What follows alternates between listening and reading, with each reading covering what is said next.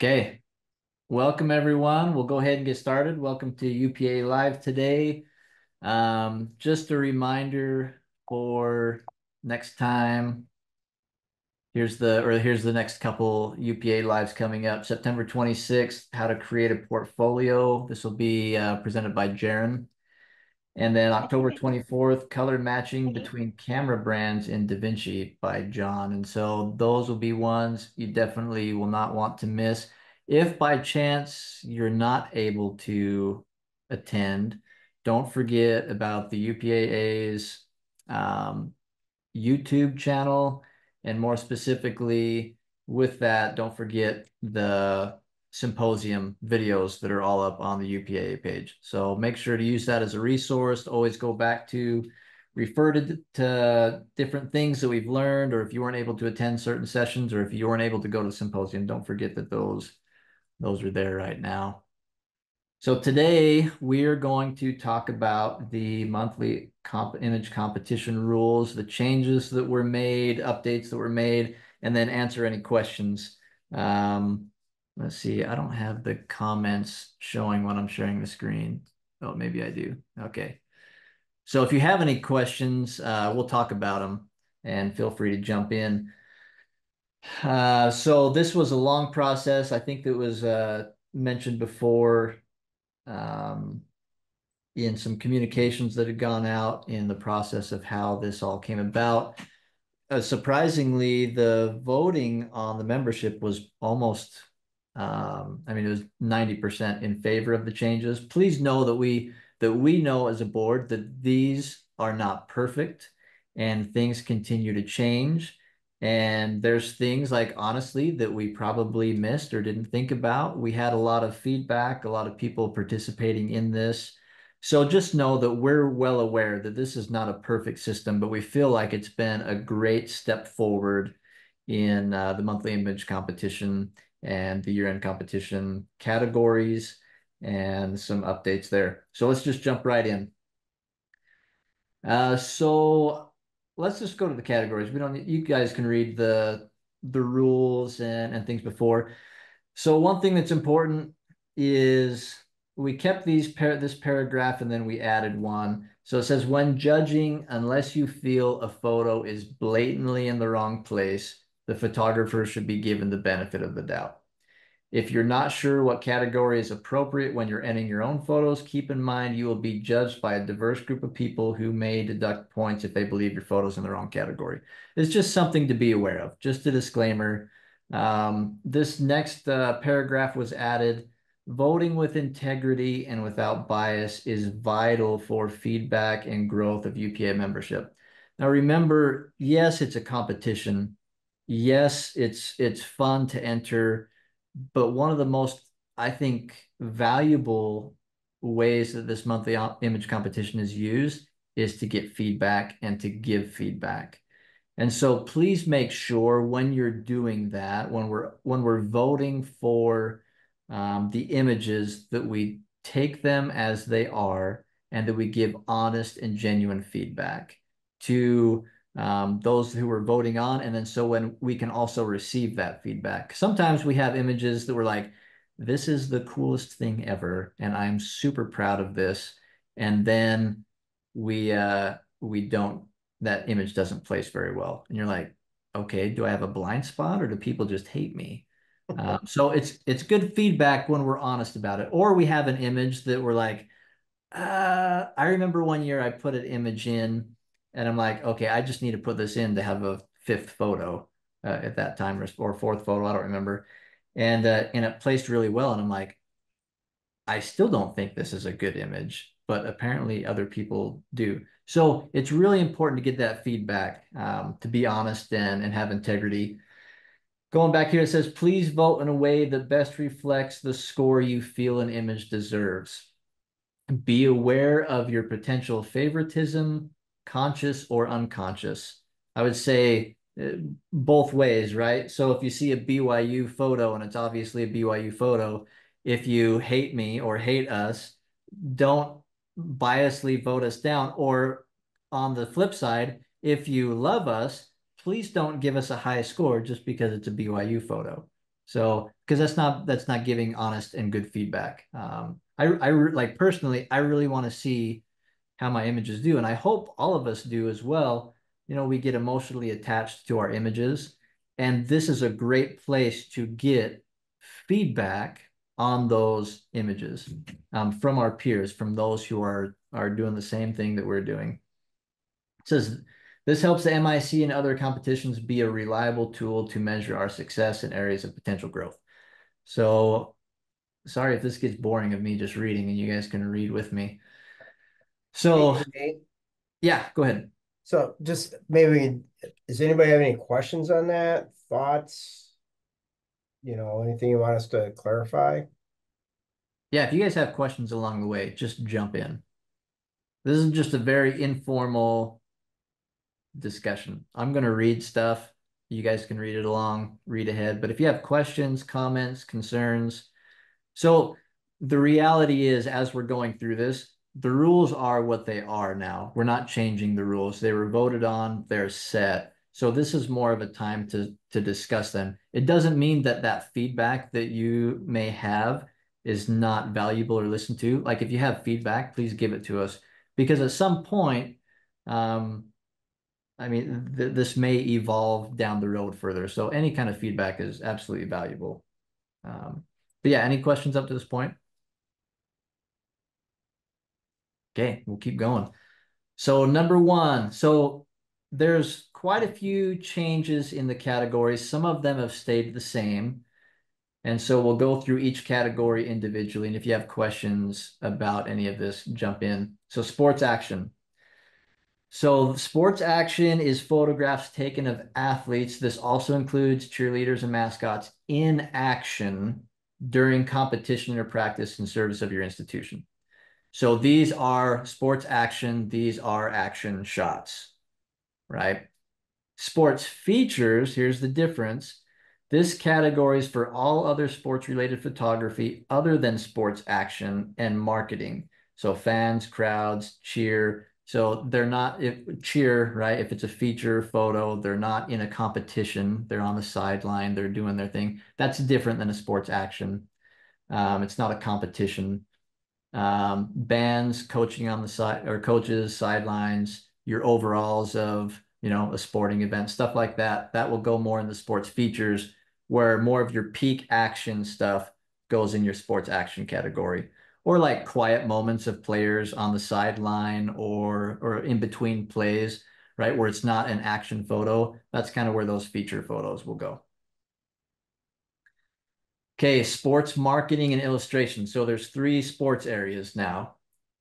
This one is any photos taken for marketing or promotional purposes, including sports portraits, studio photos on location, etc. Photo retouch. Oh, so that's kind of what is encompassing here. Because before in the sports features, we'd have all of these really nice feature photos, and then they're going up right next to all of these studio photos. And so we felt like it would be good to kind of split that and have those separate categories. So this is more of the marketing portraits kind of photos. So this one it says any composite, generative fill, or AI work done in post must be noted in the caption. So please make sure if you're doing any kind of work like that, it's just so everybody's aware, like if there's AI or how it was done, just make sure that that's noted in the caption. You don't need to go into a ton of detail, like and spell out exactly what you did every single, like we don't want to see the history of your Photoshop. It's more just in general terms explaining like I changed the sky or something along those lines. Any Hey, questions with those? hey, Nate. Yeah. There was an image a few years ago you took of a bunch of basketballs like Yes. bouncing all around in the studio. Uh-huh. You cloned a few of those, right? So that there was only one basketball that was actually in the photo. And then the rest were just multiple images of the basketball being tossed up, getting at different points of the light, forward, back, high, low, and then those were all composited in. So that would be a place where I would say that those basketballs were composited and it's not really raining basketballs? Yeah, great question. So You're Nate, the crushing me, man. first question we have from Josh Hawkins is the notation about compositing just for this category or is it across the MIC? Great question. So every category where we request that, it is written in that category. So for sports marketing and illustration, and then general marketing and illustration, which we'll get to, those are where those kinds of images go. So for your sports action photos, if there's any kind of compositing or AI, any kind of work like that, it doesn't go in that category per se. I mean, it doesn't mean that you can't do post processing. These are not necessarily photojournalistic standards, but any kind of AI work or compositing. Am I saying that right? You guys back me up. I'm still trying to transition from my photo shoot that I just got from. So No, I think the key phrase in this is where it says illustration. Um, you're going to have to note if there was some sort of is noted in the rules. yeah, That's the key word to look out for, and that was intentional, just to have a place for those types of images to compete equitably against those that don't have that part to them, if that makes sense. great, great. Thanks, Glenn. Um, I, oh, go ahead. I, I have a handful of different things, and I hope I can remember them as I go through. One, I'm assuming that club sports and intramurals still, sports action still go there, or are they moving to news and college life, So I would first of all? say there's nothing in the rules that says it needs to be an NCAA sanctioned event.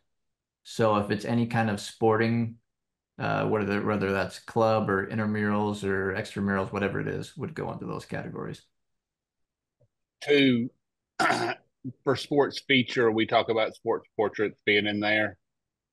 Is there any clarification that that's where sports portraits go? Because I know a lot of times there's been not very much in sports feature, and then there's 2 tons of sports portraits in the regular portraits. Yep. Is there So anything that we can say that yes, if it's of an athlete in the uniform, then that's a sports feature. If it is an athlete in the regular clothes in the classroom, then or in that capacity, that would be regular portraits. So great question. And we didn't spell that out on purpose. Other than, so if you look over here under sports marketing illustrations, it does say including sports portraits. So all sports portraits will go under that marketing and illustration categories. Portraits Okay. no longer are in sports features. So it would be for marketing and illustration. Now, it would be probably a decision that you as a photographer would need to make if it's an athlete in regular clothes and it's not necessarily a sports related thing, if that goes into the portraits category or not. So we'll leave it up to your best judgment as a group to where we feel like those images belong. But if they are obviously in any kind of sporting attire and it is an athlete, it does go in the sports marketing and illustration category. So just know if we are entering sports portraits in any other category, that it may get marked down by those voting because it is in the wrong category now. Good question. Any other questions with these? Yeah, John asked, are there any changes to which members may enter the competitions? So right up here under image categories, I think it talks about full UPAA members can enter all MIC categories except category 9, which is personal vision. Student and associate, this means you are currently employed full-time as a university photographer or in a similar capacity. So I think it means Hold category on, hold 10, on. student associate. Yeah, we so we may need have to to change change that. that. Yeah, we Sorry. need to change that because that didn't make sense to me. So yeah, Yeah. student and associate. So we need to change that. So, and then associate and life members may enter personal vision category. And then just the same as before, personal vision, it can be photographed. It doesn't have to be in service of the university, but all other ones do need to be. I had a question. Being in dining, we have different themed events. Mhm. So if say we had an event has nothing to do with actual sports on campus, but we want to have a football theme and I take pictures for that, would that be able to go under sports? Would it be able to go under sports? Is that what you're asking? Yeah, yeah. If it's like it has nothing to really do with our Yeah. sports in general, we're just hosting a theme for an event. I would say, personally, I would say, yeah, absolutely. Wherever you feel it fits best. But we want to leave that judgment up to the photographer where they feel that category or that image would be best placed in a category. But yeah, absolutely. So if you have a football themed anything, you could absolutely put that into your sports marketing and illustration category. Okay, Nate, portraits. Oh, go ahead. I'm sorry, quick question, and this may just be user error, but I use Safari Mhm. when I'm, going through the MIC, and I generally don't see the captions when I'm, viewing the full image. Like, how, what was the best way to see the captions for the images? I struggle to find them. That's a I great have a question. question regarding your question, and that is, how are you viewing the images? Are you using the grid mode and then blowing them up, or are you in the Yes, single pane? grid Because you mode, can, and yeah. because it's far easier to see the captions when you're looking at each individual image. So how do you get? I mean, all I see the option of like grid mode, and then click the image, and then give it the star rating, and then like, what's the Like difference? I'm in a meeting. So that's a great question. So Derek, I've noticed that as well, and I'm it's spacing me where I see the actual captions, because sometimes when I see an image, I have to go look for the caption to get context. But I know when we're doing the voting, I agree, Kristen, we don't typically see the captions with the image when we're voting on the individual images. Glenn? So that's you can. If you click on an image, when you start to vote, choose a category and use the next button, and then you vote and it advances to the next image, you will see the captions. Okay, I'll have to try that. So I'm trying to log into the test site. Maybe I can open a competition. I can show that later. Okay. But great question, Kristen. Yeah, Glenn, Yeah. if at some point you have that, let me know and we'll have you share your screen so we can see it. Okay. All right, any other questions? Great questions. Okay, portraits. This is a new one because sometimes we see portraits in the portraits category that aren't necessarily portraits. There's some that fit more in the news and college life. So portraits, posed portraits of individuals or groups in the studio, on your campus, or elsewhere in a university or college related situation. The subject must be aware that they are being photographed. Other more candid portraits belong in the news and college life category. Basic retouching, editing is permitted. So something I want to point out on all the categories we've talked about so far, none of them say photojournalistic standards, right? And I know everybody's in a different situation, but it rarely are we delivering photos that are never touched, right? Most of us, in some capacity or another, are in a marketing field. And so please know that, yes, retouching, editing, getting rid of a garbage can in the background, stuff like that, for the most part, like that's okay. All of these images, there's only one category that needs to maintain photojournalistic standards. So just keep that in mind when you're entering categories. But if you're going crazier and you're using AI or compositing, that's where those marketing and illustration categories are used for. Any questions with portraits? So just the minor change there, making sure these are pictures of people who are aware that we are taking specifically their portrait or groups of people. All right, campus environment, pretty much the same. Open to photographs of buildings, structures, or grounds on and around your campus and college community. Is my text small? Should I make that bigger? That better? Yeah, that's better. All right. All right, news and college life. This one's pretty much the same as well. Photos found subject matter, unposed and uncontrolled, documenting your university or college-related events as they occur naturally. Photographs in this category must adhere to accepted photojournalistic standards. So this is the category, again, where you're not photoshopping stuff out of the background. Use your best judgment. I mean, you guys understand, for the most part, what photojournalistic standards are. We're not here to draw a solid line. At least I'm not. I don't know. I was never in the photojournalism world, and so I don't have a full understanding and idea that most of you do of what those standards are. But from my understanding, and anybody can correct me if I'm wrong, um, you're not changing the content, context, or anything in the photo. You're not taking things out. You're not manipulating the photo in any way. Like general editing, contrast, highlights, shadows, color, stuff like that, we're good. But anything beyond that, yep, we're good. I would add it also includes no staging of having somebody walk through an area or Yep. do stuff of that nature. Yep, absolutely. Like it says here, I lost my place. As it occurs Unposed. naturally and uncontrolled, unposed. Yep.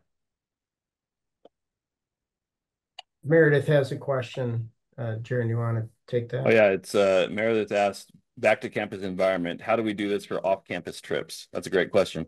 Off-campus trips, as in like study abroads, research trips. Yeah. What specifically, Meredith? That's what I'm thinking is like, I know you guys have gone to China, Matt goes to Dublin, so it's still around the university community or college community, but it's not on campus. That's a great question. Great question.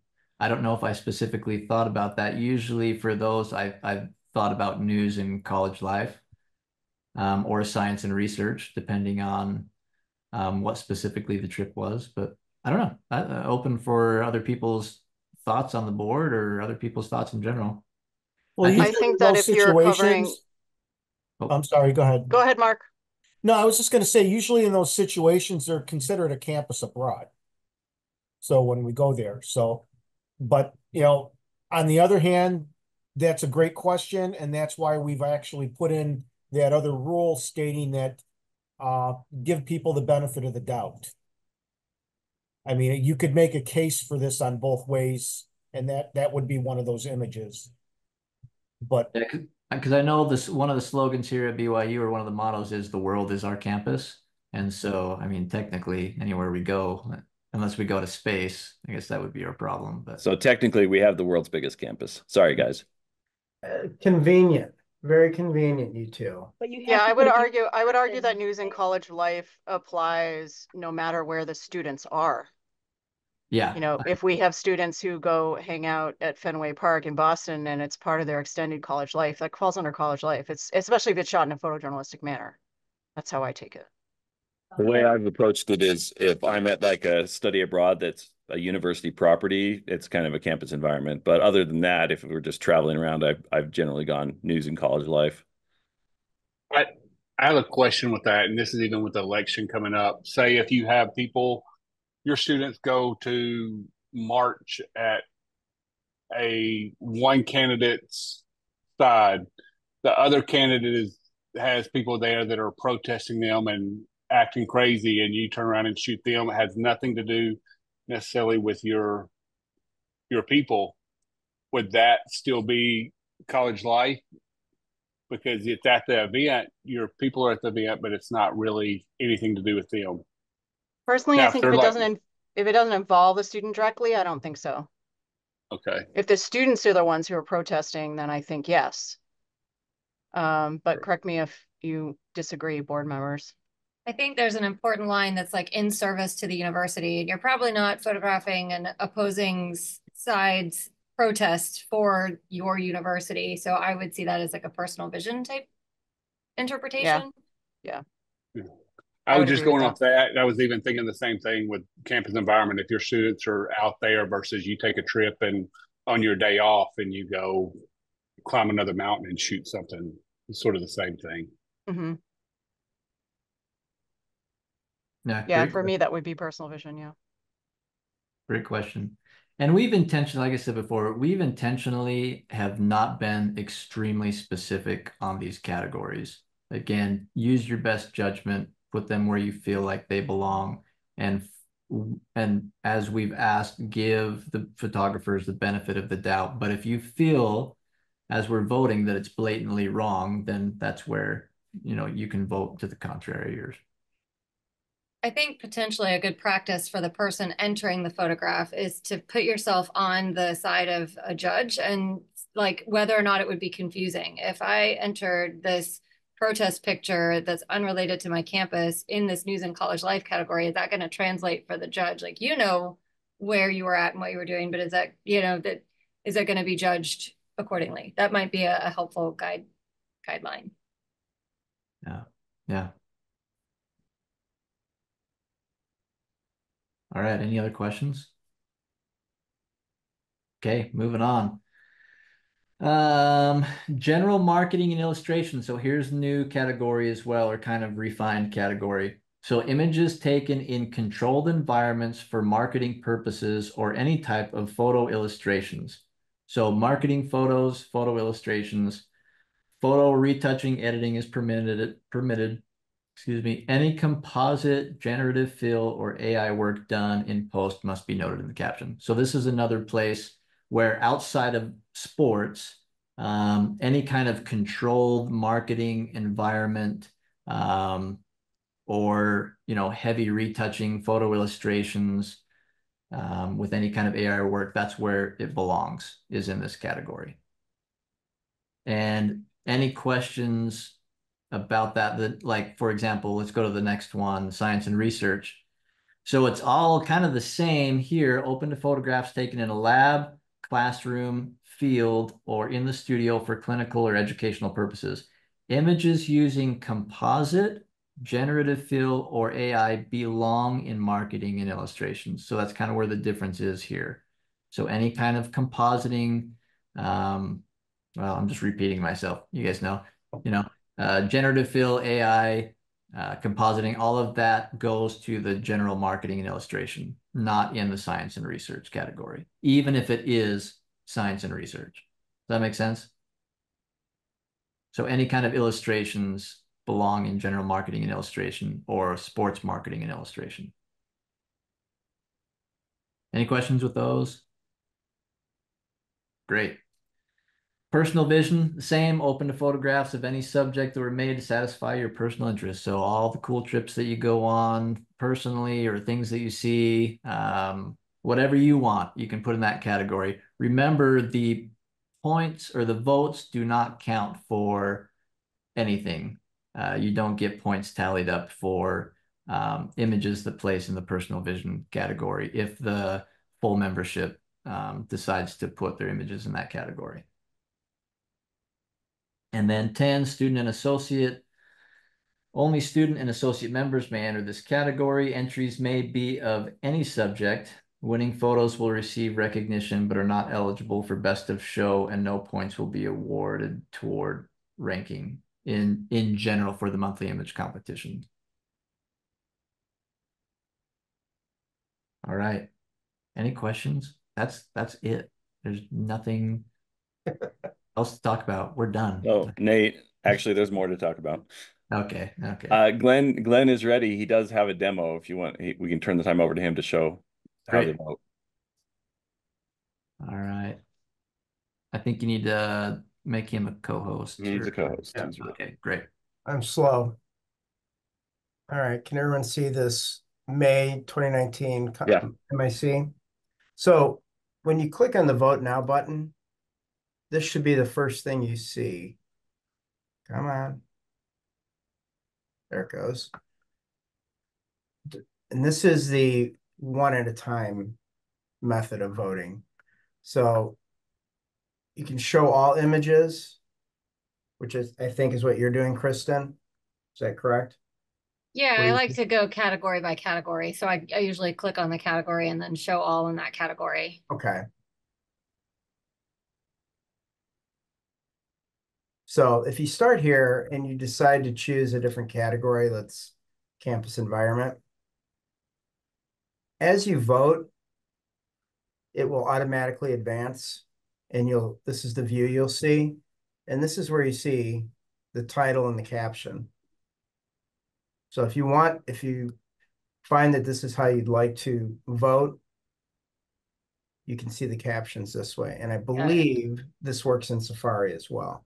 Okay, thank you. Yeah, I think I just need to avoid going to that view all. Yeah. Because then So it gets you then in the one thing, and I will admit, because it's always a trick when you've got vertical versus horizontal images, you have to scroll. I'm zoomed in quite far in my browser, but you can click the image and it will open the light box to reveal the entire image. So you can still get that same voting experience you had from the other one. So that works fairly well. Questions on that? Thanks, Glenn. Anything, Kristen. I do know that some people will go through and vote here, which is an option. I prefer to look at the image larger. You can see more.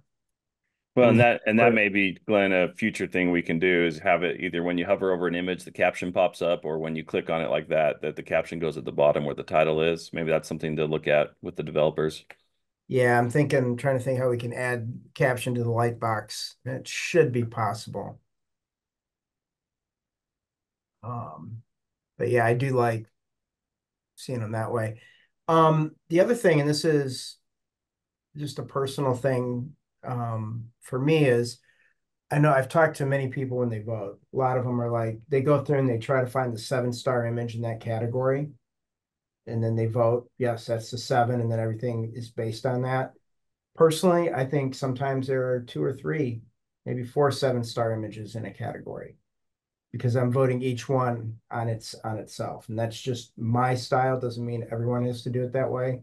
But that's something to keep in mind when you're entering and voting. Other people see things differently.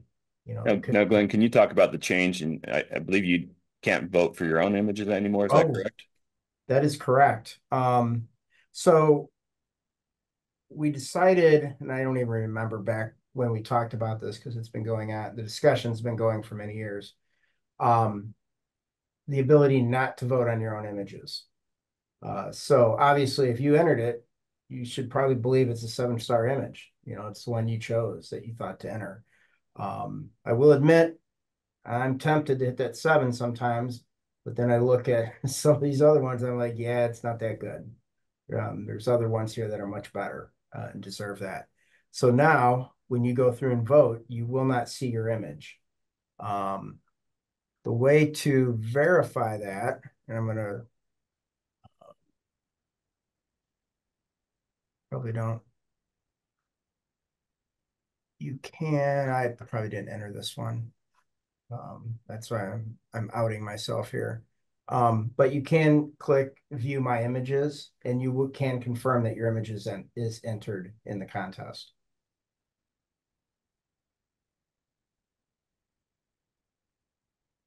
And yeah, we're all friends. We'll admit this. In the past, and this goes back to paper ballots, we have seen people turn in a paper ballot way back in the day that had everybody marked 1, except the 6 entries they entered were marked 7s. And that's one thing that has plagued the board for probably 20 years that happened. So we're changing that now to have more equitable voting, which was that first paragraph Nate referenced at the beginning.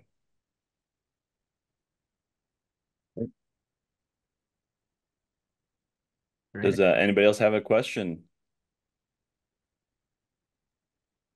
Nate, you want to pull up the dates and talk about that?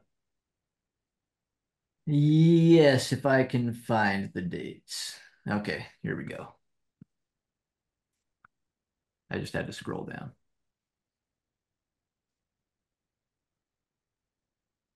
All right, here we go. You guys see it? We're good. Okay, the date, September 1st. That's when we're starting. So that's coming up quick. And this is all the images that you took during the summer.